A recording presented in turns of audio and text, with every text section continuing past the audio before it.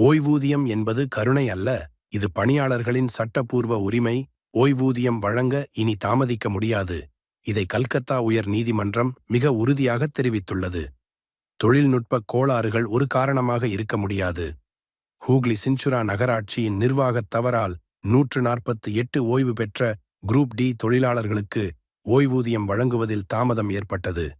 இதை நீதிமன்றம் கடுமையாக கண்டித்தது. நீதிபதி கௌரங் காந்த் கூறியது, நீண்ட ஆண்டு உழைத்த பணியாளர் ஓய்வூதிய உரிமையை பெற்றவுடன் ஒரு நாள் கூட தாமதிக்க முடியாது. இந்த தொகை இல்லாமல் அவர்கள் தங்கள் வாழ்வாதாரத்தை இழக்கின்றனர். முக்கிய பிரச்சினை என்ன? 1991 முதல் 22 வரை பணியில் சேர்ந்த இந்த ஊழியர்கள் 2023இல் ஓய்வு பெற்றனர். ஆனால் அவர்களது ஓய்வூதியம் அண்மையிலும் வழங்கப்படவில்லை. பணிப்பெயர்களில் மாற்றம், கூலி, டோம், மெத்தார், ட்ரெய்லர்மேன், ஜருயாலி போன்ற பாரம்பரிய பணிகள் கன்சர்வன்சி ஒர்க்கர் என ஒருங்கிணைக்கப்பட்டன. 2021இல் பென்ஷன் போர்ட்டல் அறிமுகப்படுத்தப்பட்டாலும் ஓய்வு பெற்ற பல பணியாளர்களின் விவரங்கள் இதில் சேர்க்கப்படவில்லை.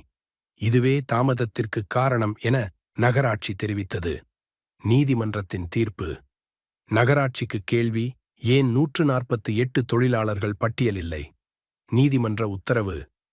ஒரு வாரத்திற்குள் நகராட்சி அனைத்து ஓய்வு பெற்ற தொழிலாளர்களின் விவரங்களையும் சம்பந்தப்பட்ட துறைக்கு வழங்க வேண்டும். பணியாளர்கள் தங்கள் உழைப்பிற்கு பதிலாக பெறும் ஓய்வூதியம் அவர்களின் சட்டப்பூர்வ உரிமை. இது சரியான நேரத்தில் செலுத்தப்பட வேண்டும். அனைவரும் விழிப்புணர்வுடன் இருக்க வேண்டும். இந்த தகவலை சமூக ஊடகங்களில் பகிருங்கள்.